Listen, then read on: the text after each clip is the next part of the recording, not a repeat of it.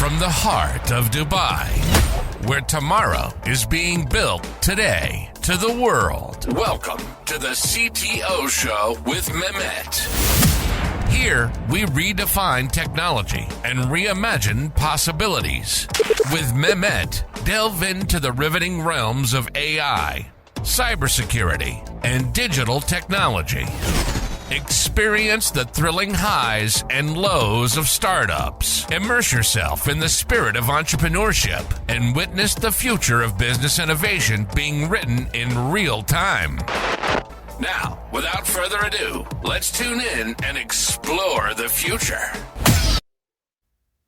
Hello and welcome back to a new episode of the CTO Show with Mehmet. Today, I'm very pleased joining me, Kirill Morozov. Kirill, the way I love to introduce people is to let them actually introduce themselves. So you are in a sector which is very close to my heart. I know this. But before we deep dive in that, tell us a little bit more about you, about your journey and what you are currently up to, and then we can start the discussion from there. So the floor is yours.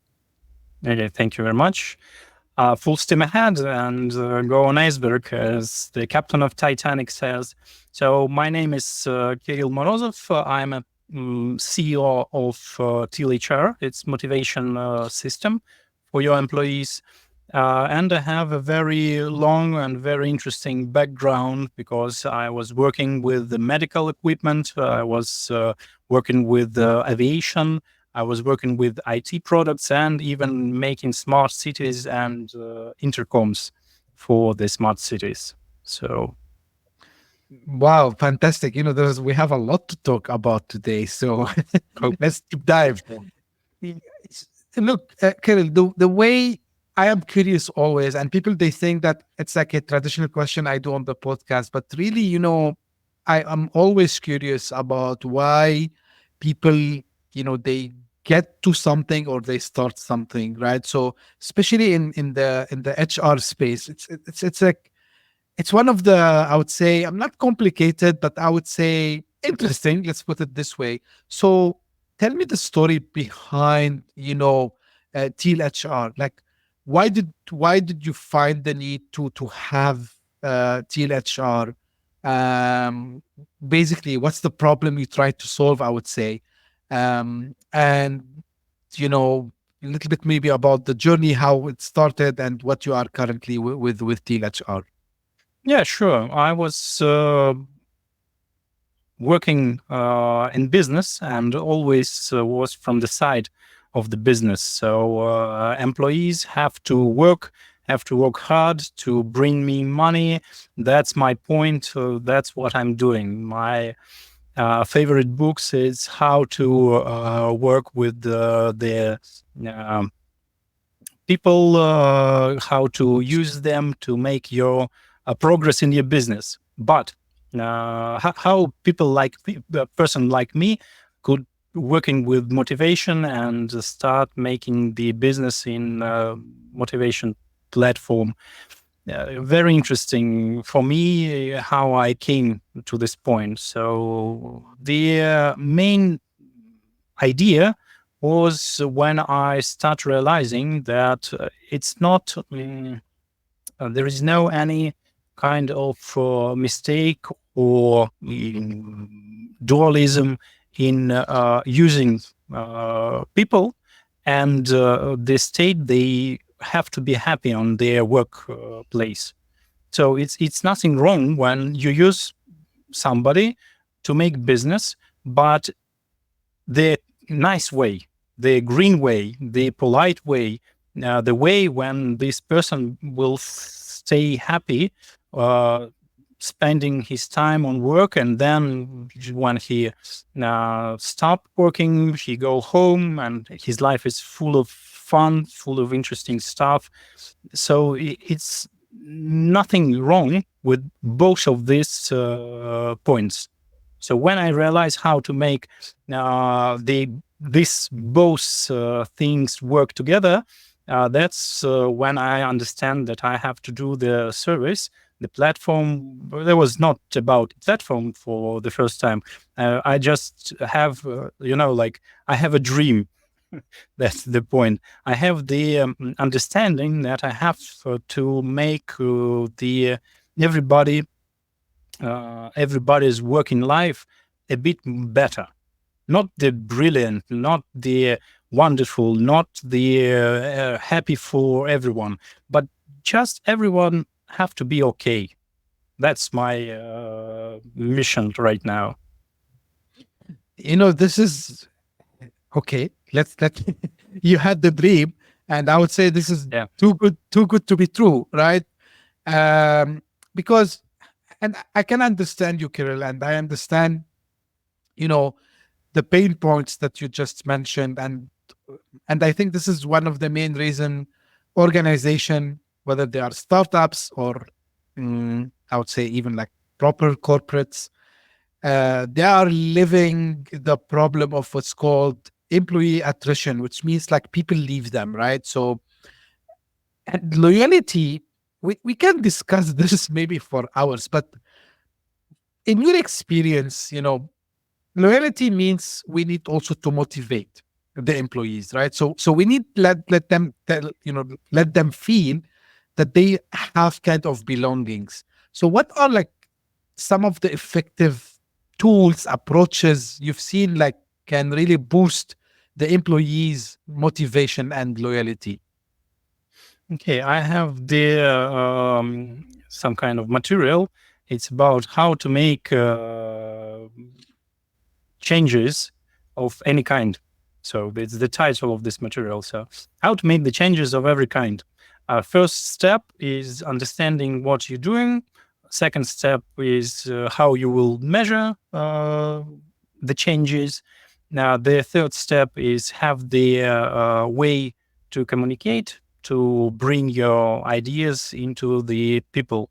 So that's the main idea of all my working process is to facilitate and communicate and take the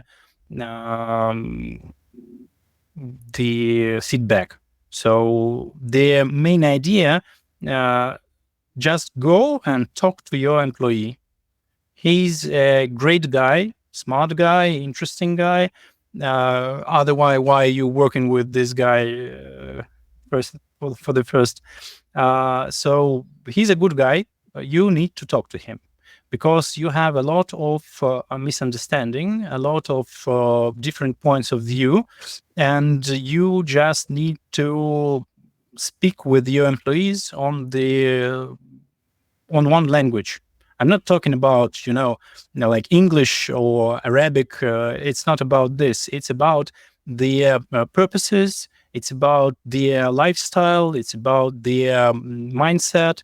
So one of interesting situation I have in my life is I was like working like a motivation speaker on some kind of conference, and one of the CEOs asked me, I pay for my employees' education.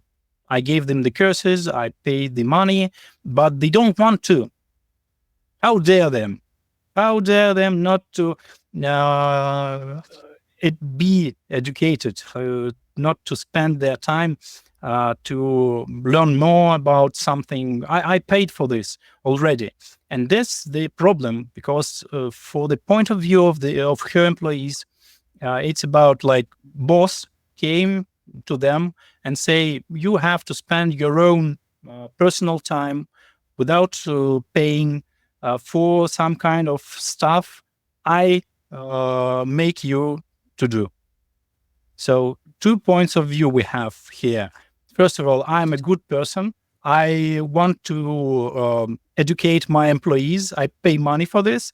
And the second point of view, boss came and making me do something I don't want to. So we need to make both of these points of view. They both legal. So you can't say this point of view is wrong, this point of view is right. They both have their rights to live. So you just need to show the boss, okay, you paid money, but why your employees should do this, why they should take part in this education? Did you tell them how their lives changed when they spend their time for this? No, you don't. You just make them. Of course, they don't want to take part in this because they don't understand. They don't have motivation for changes. And if you talk to these people, you will understand that some of them wanted to, actually, all of them wanted changes in their life. You just have to show how this investment of their time in this education, in this particular education, will change their life. How to it help them to be better, to make their life better, to make their family's life better. If you don't spend time and you don't try to give them the reason to take part in this education, how you can ask them for this, for doing something, for investing their time? That's my point. Totally understood. Now, I know that TEAL HR focus a lot on our region, the MENA region, right? So, and everyone knows, like we talk about it, it's like the cultural difference and the business dynamics, which are different from probably maybe Europe or maybe even Southeast Asia. It's different, so each region has its own. So you decided to focus on the MENA region. So how have you seen the adoption for this concept that you have brought with TEAL HR? And have you spotted any like specific trends, I would say, when it comes to HR technologies in our region here in the MENA region? Yeah, first of all, I'm a book guy, so I'm a bookworm. I like books. When I was in Dubai, I looked through a lot of bookstores, and of course, I was looking through the books about how to work with employees. So actually, I was a bit disappointed because that's the books, the same I read and buy in Europe, the same I read and buy in USA. So it's quite not some kind of regional specified or some kind of special things I could take from these books. There is quite ordinary for the all regions. So their globalization, how the companies work, how the businesses works, they quite similar in different regions. Of course, you have different kind of traditions, different kind of special things. You have to know how to shake hands, how to bow, how to doing some kind of who should pay for the visit in some kind of cafe or something. So of course you have different kind of traditions in every region, but eventually we live in the great world where everything is very, very standard. So if you work in business in Europe, you can change the region, and you will be you will not start from the beginning. You understand the most things, how it works. So you just need to change yourself for the cultural differences. And that's not like dividing people too much. It's okay. It's very understandable. It's very simple to use in your work. So where I start from. So first point, that globalization is making everything easier. You can work with every kind of person in every kind of all around the world. And the second point, of course, it is differences. Of course, you have, for example, in JITEX, we have the slogan like mindset changing platform.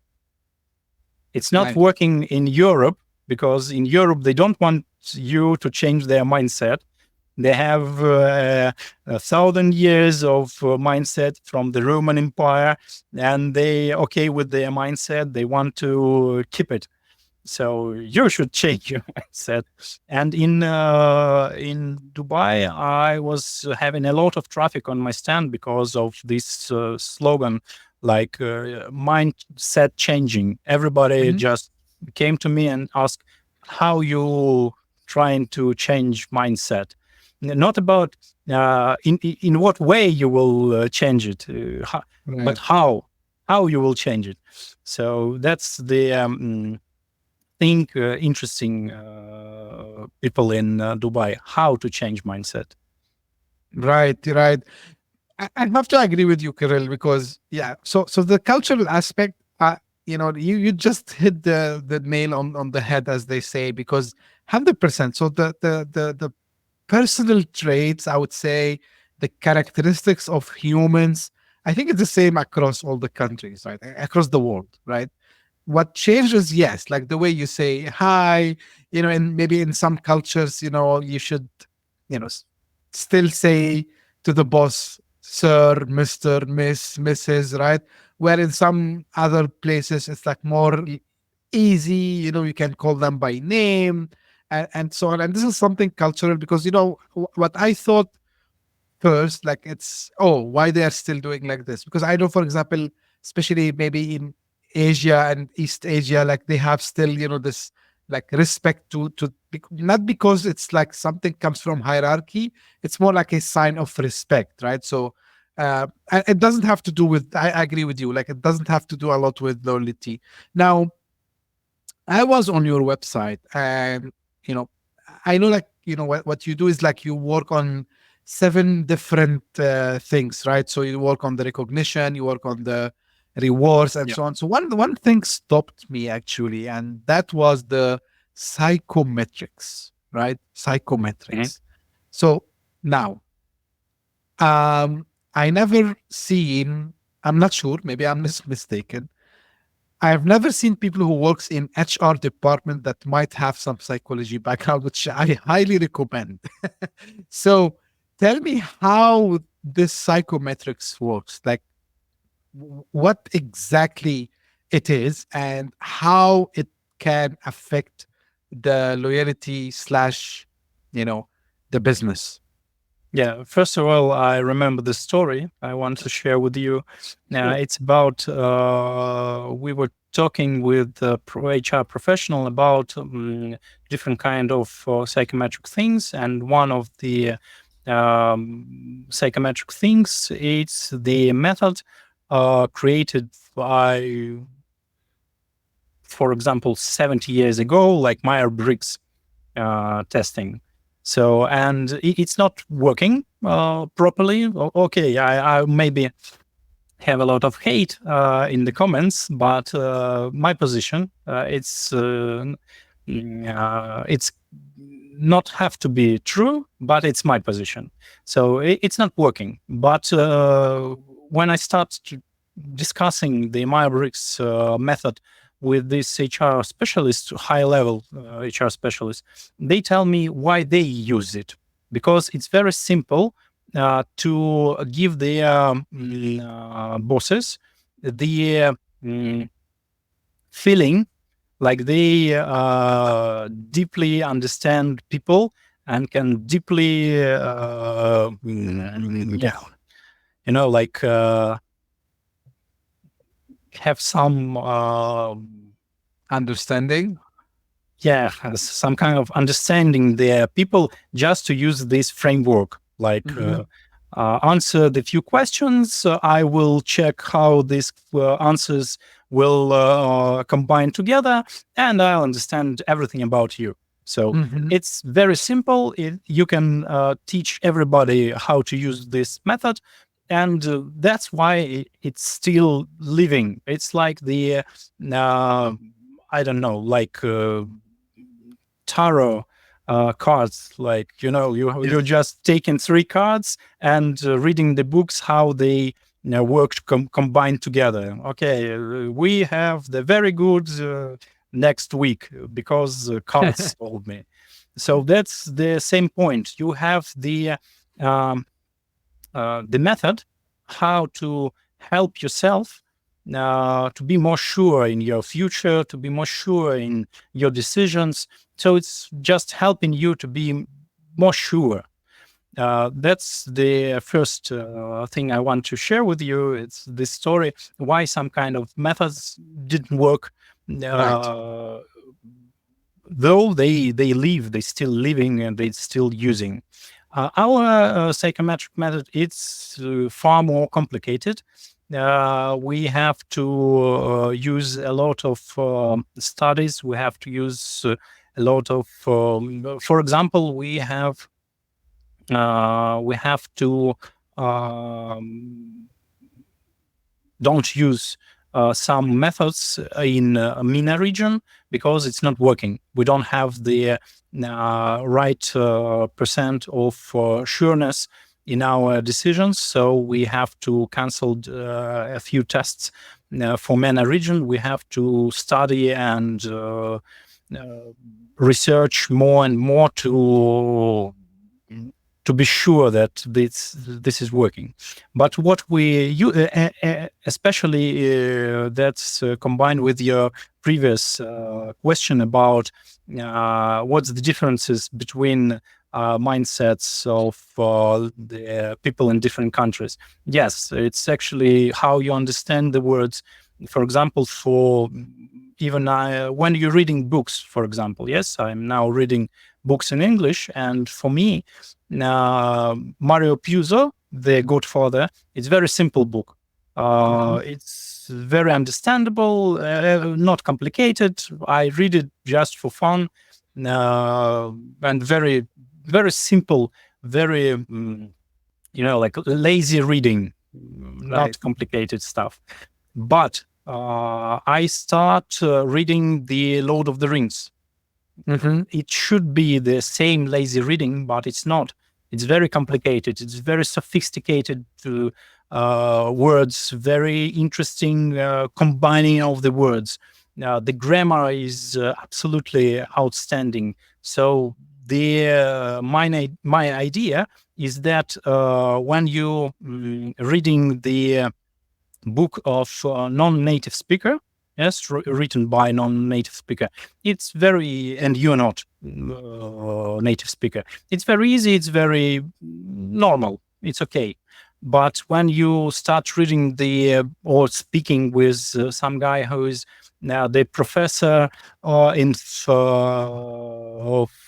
Anglo-Saxon languages, and he's an expert, top 5% of the people who understand English the most. Of course, they will talk different. They will use different words. They will use different meanings. A lot of complicated words and jokes. Actually, I love jokes in English because a lot of layers in these jokes. For example, if we're talking about the Tolkien, he was the part of the society called Inklings. It's combined with word ink, like the royal family, mythical royal family, Inklings. So, and they call themselves Inklings. That's very funny, very sophisticated, but I never thought about it before. It's not my level of understanding the English to make this joke. I just can understand it. So that's why the differences between countries are very important. So in psychometric studies, we have this problem of understanding words, and we have to use only testing with cards, with pictures, without the complicated I say words, but it's not about words. But I hope Terms, maybe. Point. Huh? Yeah, the terms you mean, the terms that they yeah. Sure. That's valid point, Kirill. Now another thing, and don't get me wrong, I'm trying here not to be the devil advocate, as they say, but it's feedback of, I stayed in corporate world for 20 plus years, right? And I've been in all these, I would say, discussions. Now, one of the things, because I know like you covered that also with your product, which are like the assessments, right? Now, Yeah. um, unfortunately, or fortunately, I don't know. I don't want to judge.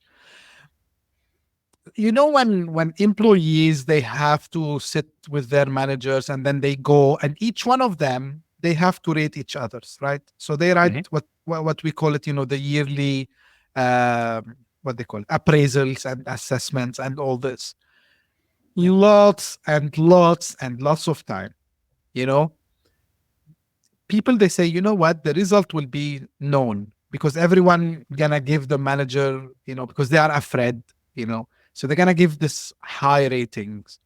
And then they come back after a couple of weeks. Okay, see, like I have put like 5 stars for him or for her, but see how they slashed me in the appraisal. So I'm not sure what's the solution for this, because you know as someone who works in this domain, I'm asking you, Kirill, again, it's not like to challenge you or to challenge the platform. I'm trying, to see how you can help, maybe. Yeah, sure. It's understandable problem. It's called actually I don't know how it's called in English. Good for our product that I'm not making the assessment in English. So it's called the social Dilemma, maybe. no social okay answers. So you understand what's the test or assessment or your people around you asking you, Mhm. and you can give them the social answer. So it's not true, but it's very convenient, very safe. Nobody will challenge you if you answer like this. So it's a known problem. It's absolutely okay. And you have a different ways how to work with these answers. So first of all, it's the culture of feedback. Mhm. So you have to bring the culture, how to give the why feedback is useful, how you use it, why you should give the real feedback and not acceptable, social acceptable answers. That's how it's called. I remember. So that's a few ways how to work with social acceptable answers. First of all, to bring the cultural feedback. Second, you can make the answers anonymous.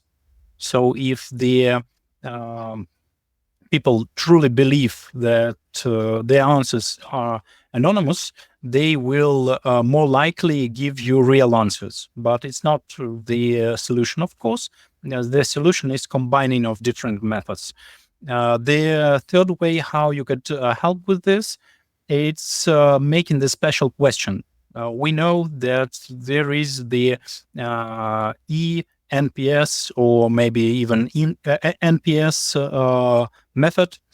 It's when you ask your employee how likely he would recommend working Mm. in your company for his family or friends. In Right. this way, in this question, in this way you asking the question, you can easily understand the social. I forgot the word again. Acceptable answer. So Yes. you saying highly recommended, and nobody will ask you, nobody will challenge you, because what's happened when you say no, didn't want to recommend my company. We will ask Right. you why. Why wouldn't you recommend your company? And you have to answering, you have to making a lot of stuff, because I'm in a bad mood today, because I have an argue with my boss, my situation with my cat is not okay, or maybe the company is not the best way how I should spend my life. I read the book and it was very interesting, and I don't want to work today. So a lot of way you have to, your answer is challenging, and you have to like protect yourself. Some people feel themselves like they protecting when you ask them why, or trying to understand their position. So the best way, okay, I will highly recommend the company, just don't take me in Right. this or situation. Kirill, So just quickly, don't you think this should be done by third party? I mean, it should maybe that I'm not sure who, but someone should bring mhm. another company to do this. Like, because if the HR is doing it, people might say, hey, like, yeah, they so they gonna ask us even with anonymous, look, like, this anonymous URL, I know from experience, I know like it's really anonymous, but people still have, because it's coming from inside the company, right? Or am I mistaken?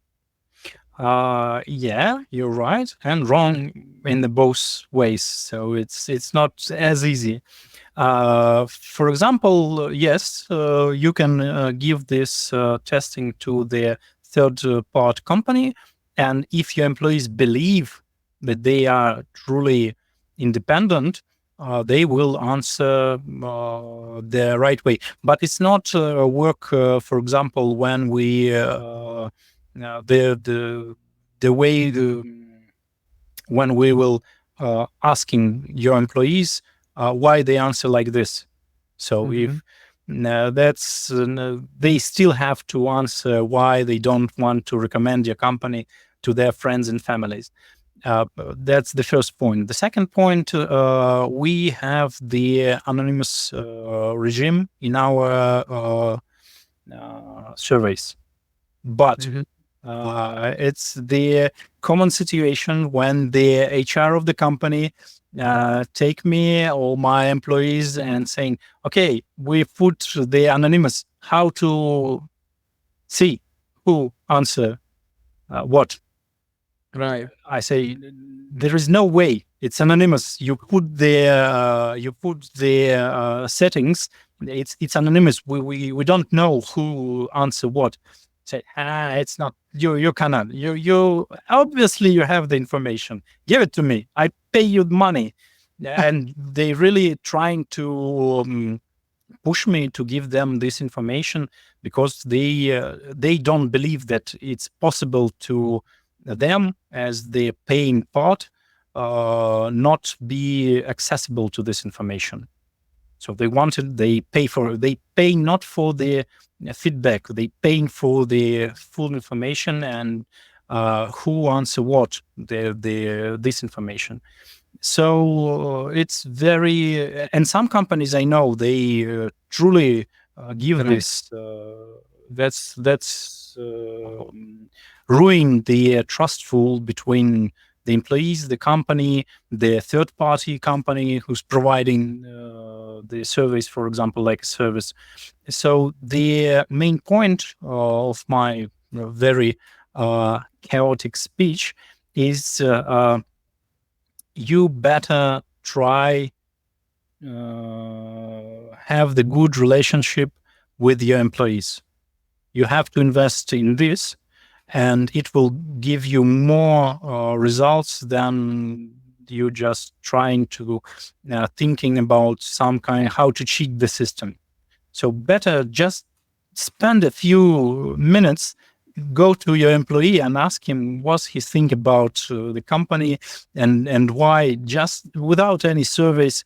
It's awful answer, maybe, if we're talking about the platform, motivation platform I provide, but you don't need any kind of platform actually to have a good relationship with your employees. You need to the platforms are helping. They can automate your conversations. They can help you. They can notify you. They can provide you with some kind of frameworks to help you. But the main idea of every good company, I truly believe in this, that it's the real one, the HR who want to make the good relationship with the employee. That's the point. You have to want it. Without it, you cannot make the good, the great company. Happy. Absolutely, Kirill. I'm happy you answered this way because you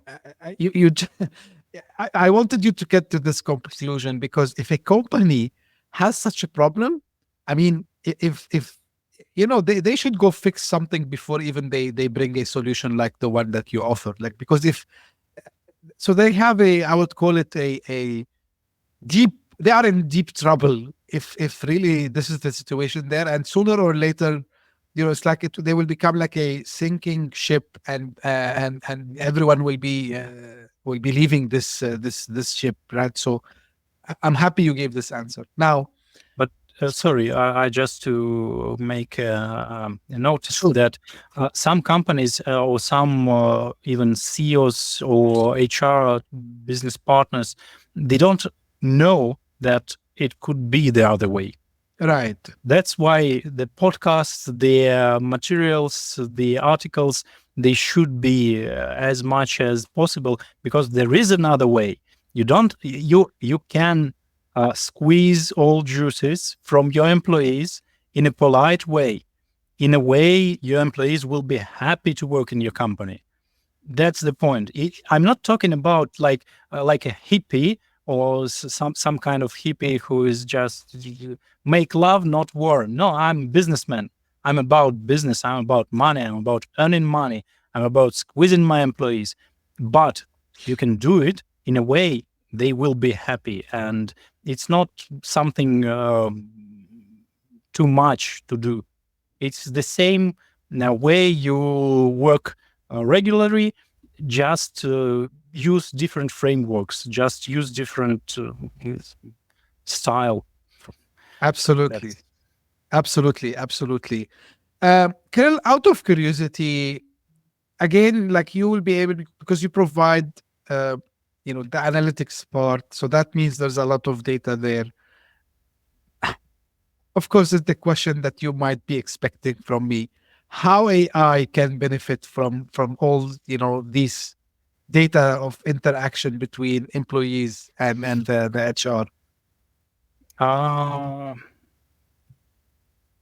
very very predictable questions. But for me, I didn't write the right answer for this, so I'll improvise. IA is very important, mm, very important way how we work with the data. So we can find different kind of insights, their different point of view, not logical, but like their these black boxes working with their algorithms, with their looking for different kind of correlations. So, but it's not what it's not what I bring. We, for example, 10 or 15 even years ago, I worked with data. There was a different kind of tools where you can work with big data. There was no IA. There was only a lot of data and the special tools like KNIME, for example, which help you to find correlations in this data, to have some kind of theories. You try to confirm, or they have a false positive correlation. So with AI, it's much more easier much more. You don't have to the special education to work with big data to find your insights from the data. So it's the situation where you can find a lot of insights to have a lot of points of view on your problem, on your data, and and do something. The main idea that it's still you have to do something with these insights. So the AI can show you the different perspective, but anyway, you have to understand, is it right way or wrong way, and do something to change the situation. So Absolutely. it's Yeah. not like the magic wand for me. It's a good tool, nothing magical, quite good. You should use it, of course, but it's not the panacea. It's not something what will change everything. Yeah, you should use it. I love this, Kirill, because we've talked about humans, right? So, and machines should not take decisions. I mean, actually, it cannot. So, I like the way, and I think your background, it's very obvious here, because you mentioned something which is the machine is good at spotting patterns. The machine is good at spotting these correlations between things. So, probably, maybe the way I'm thinking about it. So, let's say the engagement of employees start to go down, and then probably an algorithm, or I don't know, like it can correlate. Okay, so once we hired this manager, so things started to go bad. Or maybe we started, for example, to ask employees to do some stuff, right? And then once we did this, the actually on the opposite, so things, the engagement went up. So I love this. And again, the decision, of course, it's up to us. And this is exactly, regardless of HR and like any other field. This is what I was since last year. I'm telling people, like, use the AI, but you take the decision. So you are in the driver's seat and doing this. So I love this answer. I really love it, Kirill.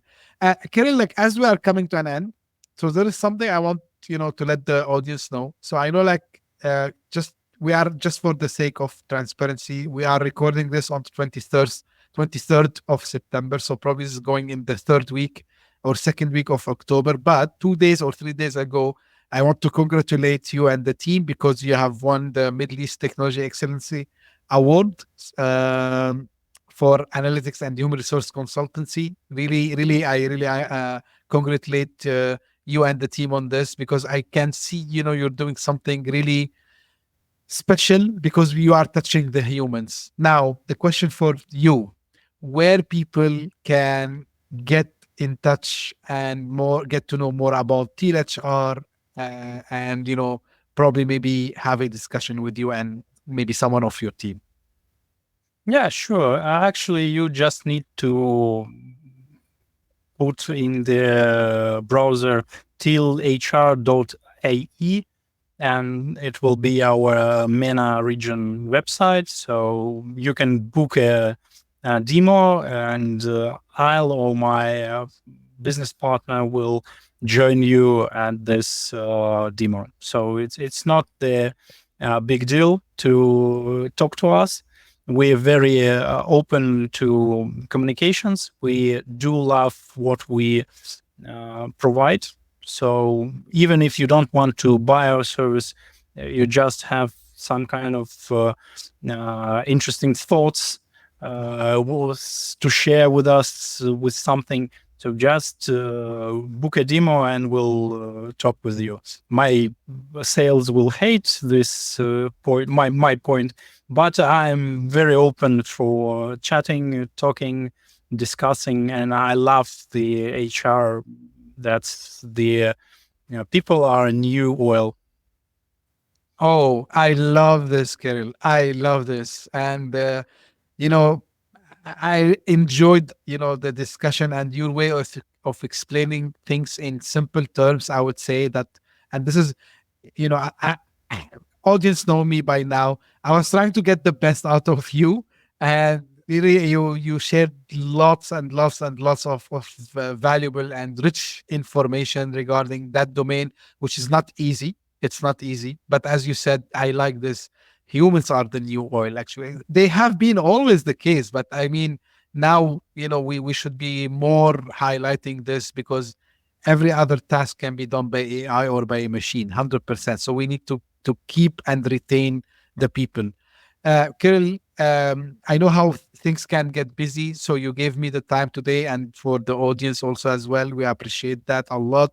And this is how I usually end my episodes. So this is for the audience. If you just discovered this podcast and you like it, please give us a thumb up, share it, subscribe, whether you are listening on your favorite podcasting app or watching this on YouTube. We appreciate your support on this. So share it with your friends and colleagues. And if you are one of the people who keeps coming, thank you very much for your loyalty and for all your suggestions and feedbacks that you keep giving back to me. Thank you very much for tuning in. We'll be again very soon in a new episode. See you up soon. Bye-bye. Hit that subscribe button. Share the show with your tech-savvy friends and fellow entrepreneurs. And leave us a review on your favorite podcast app. Your support means the world to us.